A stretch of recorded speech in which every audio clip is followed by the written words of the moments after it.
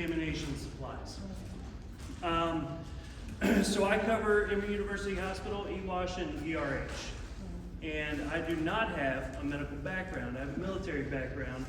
Even as soon as August of last year, I was still on active duty orders for a unit that had a mission that dealt with mass casualty decontamination. So this is kind of my background. So I'm very familiar with all this equipment here and the processes for decontamination. You'll see inside your Decon shower, there's a little brown dumpster in there, and it's filled with these little black bags, fully packed. They look like this. And this is the components of that bag. You're gonna have yourself some hazardous materials PPE. It's a level C ensemble. There are 4 levels to hazardous materials PPE, but let me say that we do not cover high infectious diseases or high consequence infectious diseases or special pathogens or anything of that nature. This is strictly for hazardous materials. So your levels of PPE are A, B, C, and D. What we're gonna go over today is C. Does anybody know what level we're in right now? We are in level D. Work uniforms, coveralls are just considered level D PPE. So for hazardous materials, this is level C. It's just 1 grade up. If it's level B, I'm gonna be in one of these suits with a self-contained breathing apparatus on my back, or one of those big oxygen tanks that you see the firefighters lug around. If it's level A, I'm inside of a fully encapsulated suit. That provides the most vapor protection to me. Level B is a step down. We're covering level C. We're currently in level D. Does that make sense, everybody? All right. So inside your bags, when you start to spread it out, you're gonna have yourself a Tyvek suit. You're gonna have some chemical resistant steel-toed boots, chemical resistant gloves, a PAPR system or a powered air purifying respirator. It looks a little more old school than those cappers that y'all wear that you just put on the head there. And then you'll have a hood and a shroud. And this would be your ensemble for level C, especially if you're operating like a mass casualty decon situation. When you're in the shower and you're just maybe deconning one patient, you might know what you're dealing with. You probably can downgrade, you can make those assessments. But if you're going through a mass casualty decon situation, this is probably your best bet right here. So when you start to pull all this stuff out of the bag, we're gonna cover donning this ensemble and then doffing the ensemble.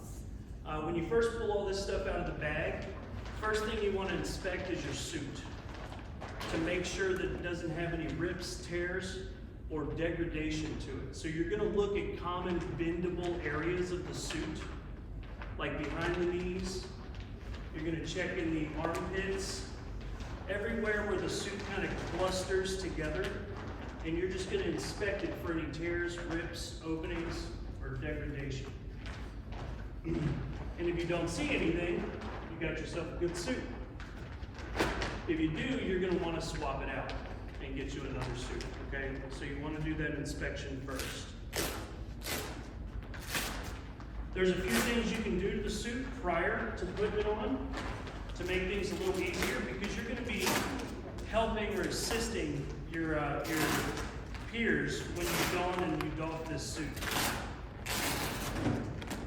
So one of the first things that I always like to do is put a buddy tab on here.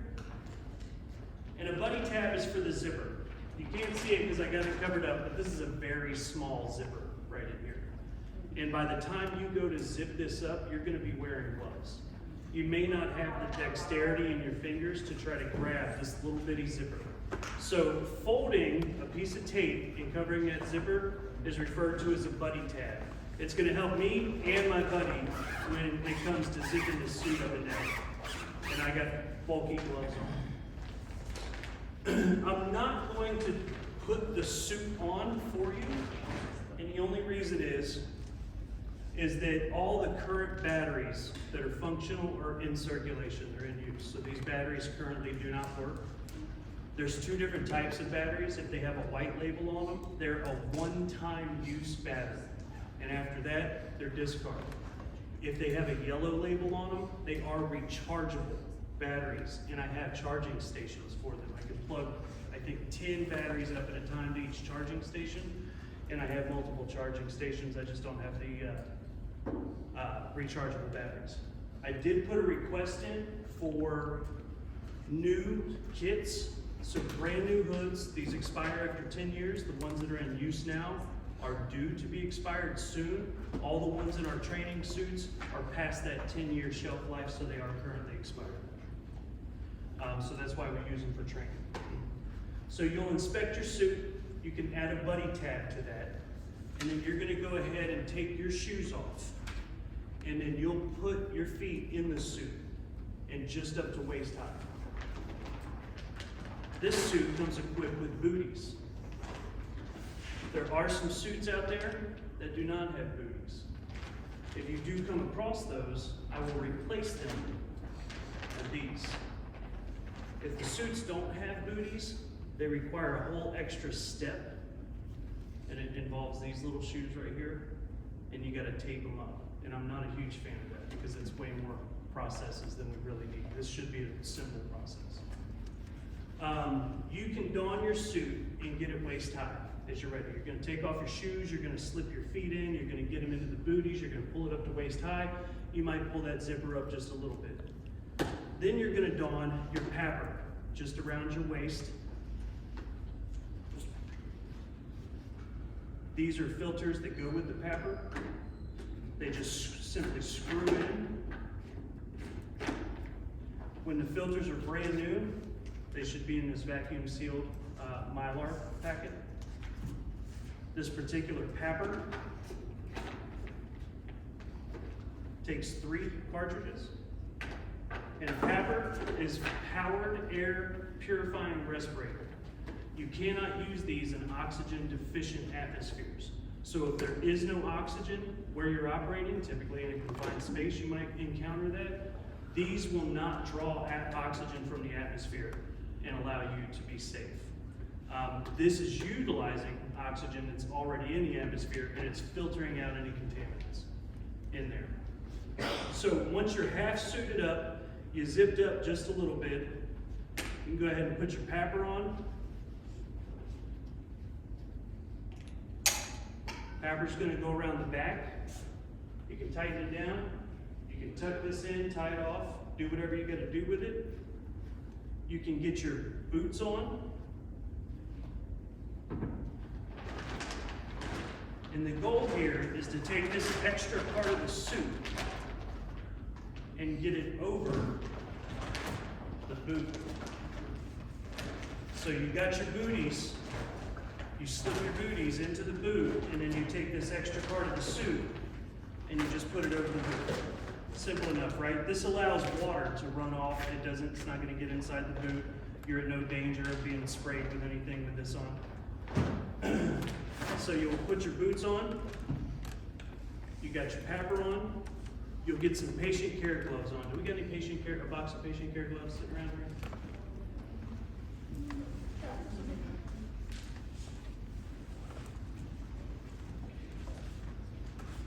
Thank you so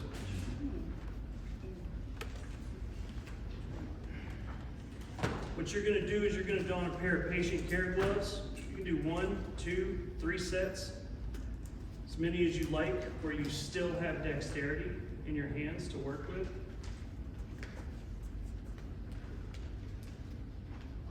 And then you're gonna don your chemical resistant gloves.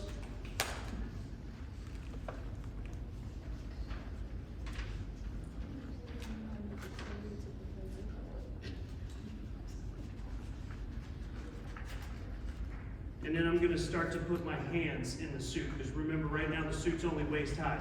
My arms aren't in it yet. So now I can start to put my hands in the suit. And we do gotta tape up. I've requested a bunch more of this tape to be delivered to us with the new kits that we ordered. Tape is like $65 a roll, so it's pretty expensive. So I would prefer not to use it for mundane usages. For training, I purchased some little $3 rolls right here to simulate that chemical resistant tape. Some of these have been sitting outside in the Decon sheds. They got hot. The adhesive is kind of messed up. I'm identifying the good rolls that we have, and I'm trying to kind of keep them all together. So for training purposes, we're just using tape, duct tape in place of that. In a pinch, you can still use duct tape. You can still use it without that. It's okay. So we got a battle buddy that's going to be helping us get in this suit.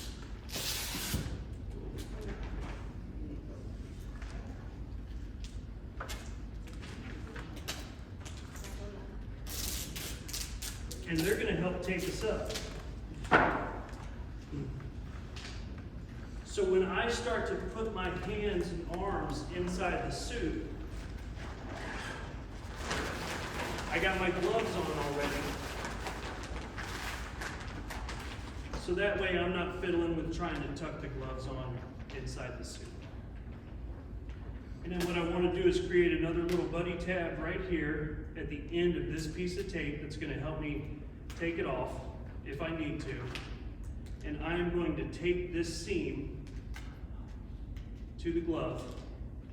But when I do that, I don't want my hand to be at a resting position when I tape it, because then when I go to stretch, the suit's going to pull.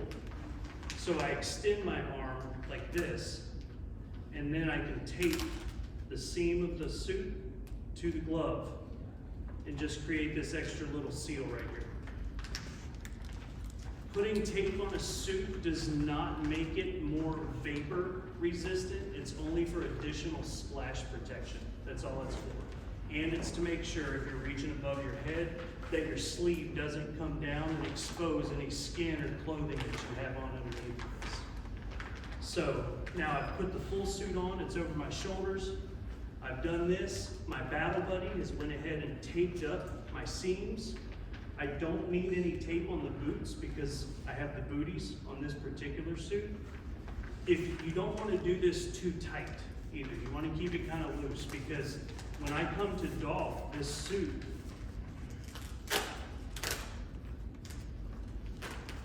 my battle buddy's going to help me pull my fingers out of these gloves, and I can pull my hand out of the suit without having to take the gloves off and remove the tape, thus preventing further exposure. So when I come out, I still have patient care gloves on. So I have clean hands. So you definitely don't want to make that tape very tight right there. So I've donned the suit. I put the boots on. I put the suit on waist high. I put the papper around. I've put both my hands in there. I did this. We taped around the seams. I'm almost fully suited up. Now I'm going to finish zipping the suit all the way up. And again, I'm going to have those gloves on. So it's going to be difficult if I didn't put this buddy tab on this zipper because of how small the zipper is.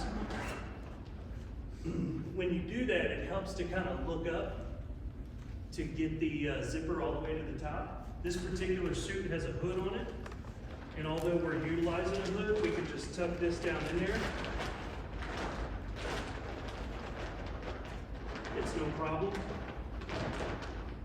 This suit was kind of designed for use with a full face papper right here. This is probably what you're used to seeing. This is something that first responders that are on the incident site might be wearing when they're responding.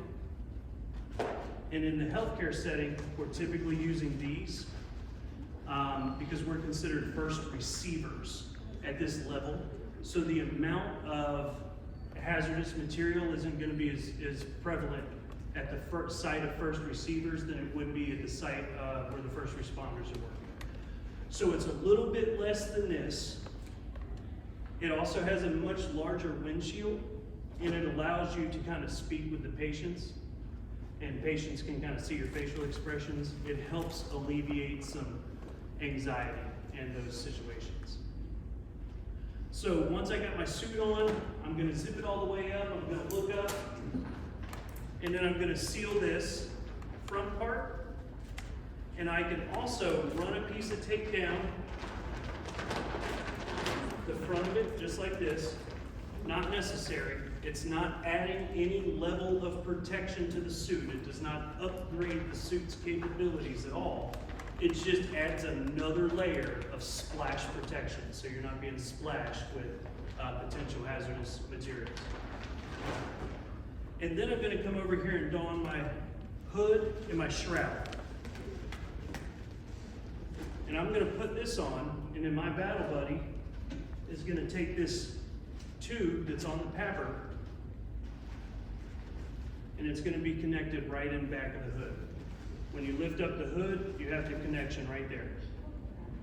So this is a powered air purifying respirator, meaning that this battery is providing juice to power this thing up, and it's going to blow air on your face from inside this hood. So it's going to do a couple things. It's going to help keep you cooler while you're in here. You are instantly going to be 20 degrees hotter inside this suit than whatever the temperature is. So if you're in the ambulance bay in August, it's probably 90 and 100% humidity. It's going to be 110 to 120 degrees inside that suit while you're out there, and you got no wind. There's nothing's blowing to keep you cool except your powered air purifying respirator. So it's going to help keep you cool. It's going to reduce fog on your windshield by doing that, and it's creating a positive pressure inside your suit. So if there is air getting out, it's kind of just blowing through there. You're going to take the hood part and tuck this into the neck of your suit. And again, your battle buddy's going to help you out. They're going to tuck this into the suit, so this will fully be inside the neck of your suit, and then the shroud will just rest over your shoulders, like that. And then you're hooked up in the back, you got some cool air blowing. It makes a huge difference when it's hot outside that you get a little bit of air circulating with inside this hood. You can do things like put a piece of tape over the windshield and put your name on there so patients know who they're speaking to. Again, it's going to help them feel a little bit more comfortable. You definitely want to put a piece of tape on your suit and mark the time that you were placed in the suit. You can do it on the shoulder, you can do it on the chest, you can do it anywhere on the suit as long as it's the same, as long as it's standard across the board. Because it's so hot, if you're not hydrated or you went out Cinco de Mayo last night and you come in here and you didn't drink enough water and you put one of these suits on and you operate for about 10 to 15 minutes,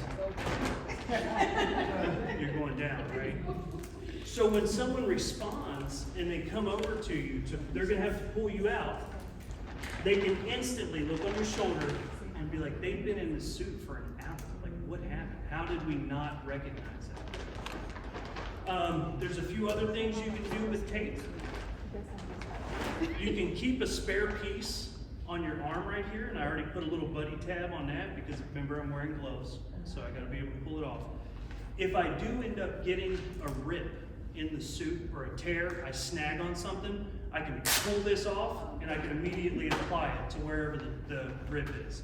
I don't have to seek any outside help from anyone because you're gonna be on a decon lane or you're gonna be handling hazardous materials. You can't really come out of the suit immediately anyway. But if you ever do get a rip in the suit, you want to go through decontamination yourself as soon as possible. And then you will assess the situation, get a new suit, and you can go back in the fight, if feasible. Did you put the tape on the zipper? On the zipper going The up, long piece, yeah. So we gotta do that, put that tape on it. You don't have to. It's an added layer of splash protection.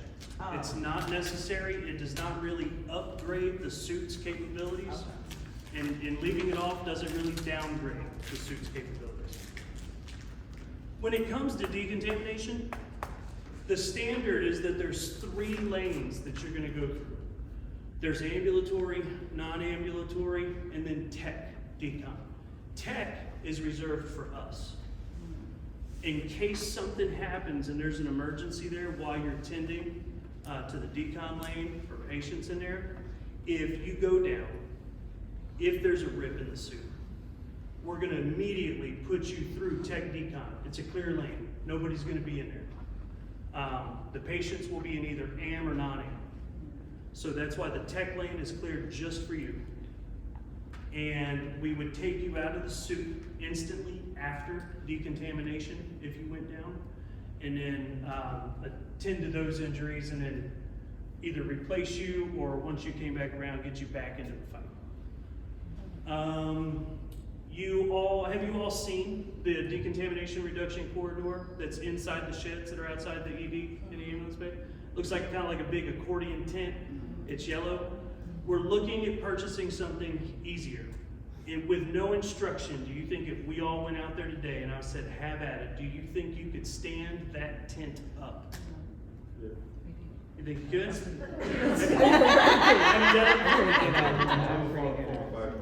Okay, so, but, as a firefighter, Me and Chaz there got was it. instructions on it. You had a class or two. Because I know I probably could. Even when I go out there, there's still some things where I gotta reach back in my memory, because it's technically not the industry standard anymore, that type of tent. It has been for a long time. The company who made it was referred to as TVI. It's called a TVI tent. Everybody's moving to Airstream or airframe tents. I put a purchase request in to purchase an airframe tent system for Decon for this hospital. So when you pull it out, you plug that thing up to a generator, you hit a button, and within minutes, the tent is up. It's just up. So while that's happening, everything else can be set up while we know that there's about to be a surge of patients coming this way. People can start to suit up. You don't have to worry about the tent. So we're trying to take the focus off the tent and put it more on PPE, what's protecting our workforce. So hopefully that gets approved, and we move to that new standard of having just that Airstream/airframe tent. And if that tent ever gets a hole in it, and you think it's going to deflate, duct tape. We'll deal with it later. Whereas if the other tent came with a bunch of spare parts, so now you're telling me if it fell down, now I gotta start doing maintenance. I didn't bring my tools, okay? So with the airframe, you can just put a little duct tape on it, and we'll deal with it later. The one that we're looking at purchasing has 3 separate lanes, so they're separate. They don't have to be together, so it makes it lighter when you're starting to pull them out. They're modular, so you can put one over here, and the other one can face this way.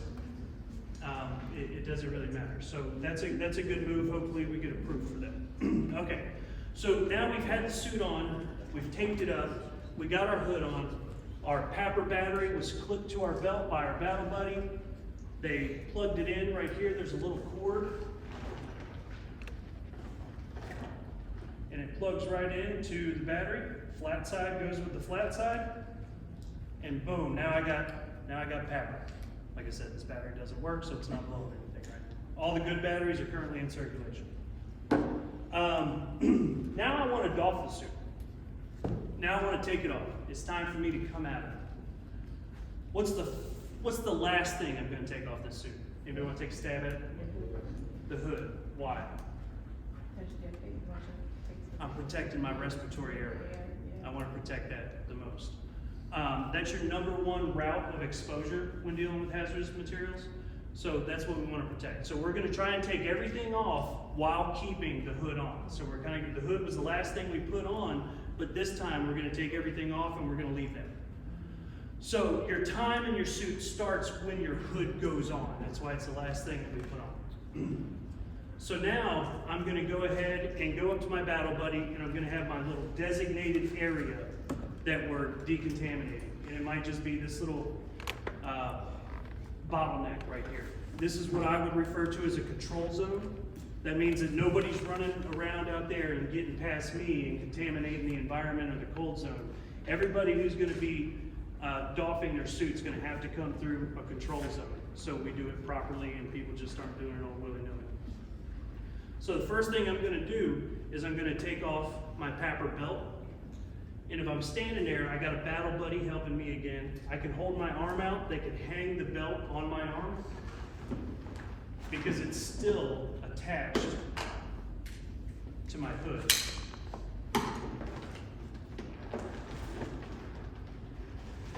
So I'm still wearing my hood, I got my arm, we can hang it right there, and they're gonna start to reach up and they're gonna find that buddy tab. They're gonna peel that tape back, and they're gonna find that buddy tab that I created for them, and then they're gonna pull it down. And that's gonna start the process for me getting out of the suit. You can have a chair next to you that you can also sit your papper in. You can do it on a table. But if you do it on a table, you have to be mindful that if you step away, it's going to mess up. It could pull this off your head, or it can pull the connection outside of the back of the hood, just like that. And it went down. So just be mindful of where you're putting your papper. You can sit it on a table, on a chair. You can hang it on your arm. And then your battle buddy's going to start to peel you out of that suit like a burrito. They're going to roll it inside itself. So that way the outside doesn't touch your skin or your clothing on the inside. And they'll continue to unzip it down. And at this point, I would go into what I refer to as the ski jumper position. And they're going to start pulling at the fingers on your glove. And if you didn't tape it too tight, I can pull those gloves off, and while you're in the ski jumper position, you can go ahead and pull your hands out of it, and now you got your exposed patient care gloves. And at this point, you can stand up and go inside the suit, and you can kind of shimmy the suit all the way down. Only by touching the inside of the suit. You don't want to touch the outside of the suit with your patient care gloves, but you did put on 2 or 3 pair. So if you did accidentally touch it, just take off the top layer with the glove and then just dispose of it. Now, these boots that I'm wearing have this little heel spur right here on the back. They're still in the suit. These are loose-fitting boots. So as the battle buddy, I can put my foot right on the back of the heel. And somebody coming out of the suit can pull their foot right out of it and then step across into the cold zone. They're going to do the exact same for that boot. They're going to put their foot on the back of that heel, and it lets me pull my foot out. And now I'm over here. The only thing I'm wearing is my hood. And with the hood, they can pull it up just like a garbage bag.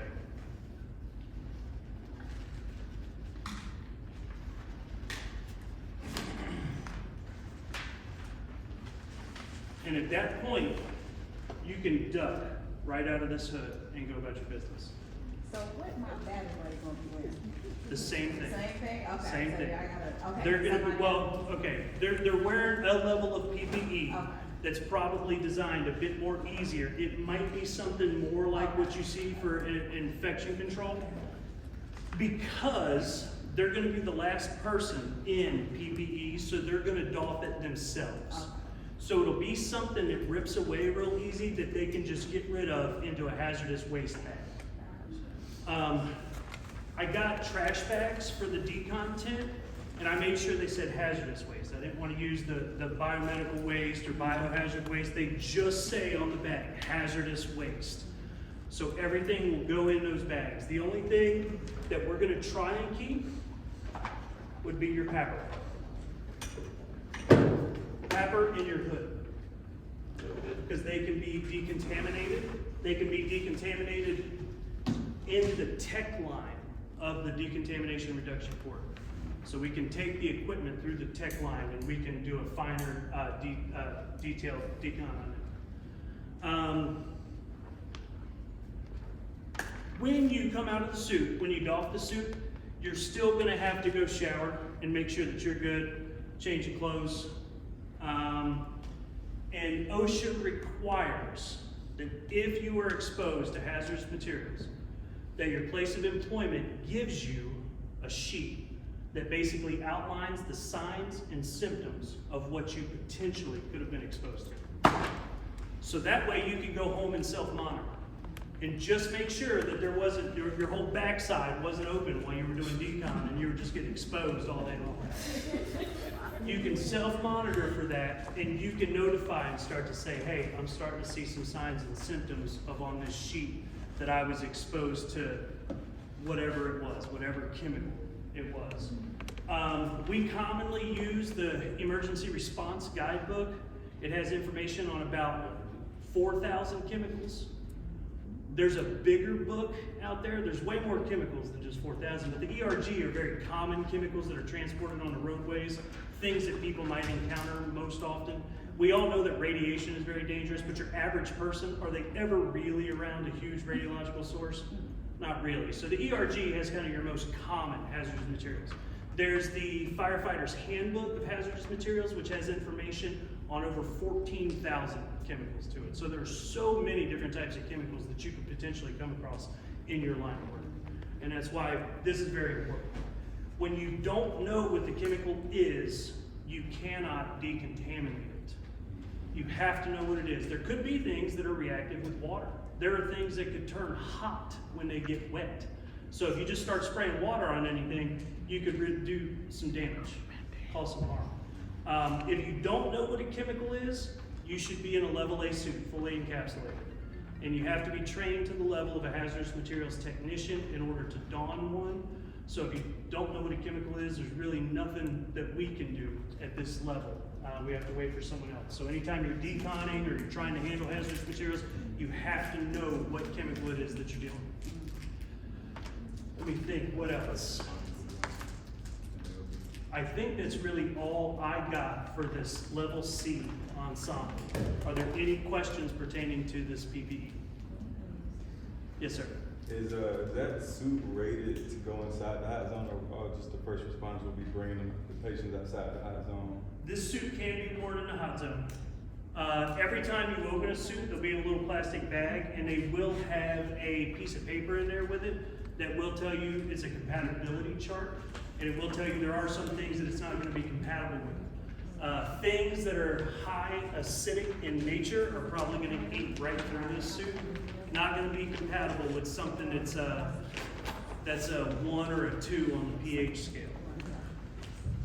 High bases, such as drain cleaner, probably wouldn't be compatible. But for most stuff, most of the things that you might come in contact with, this suit is pretty compatible. It's widely used.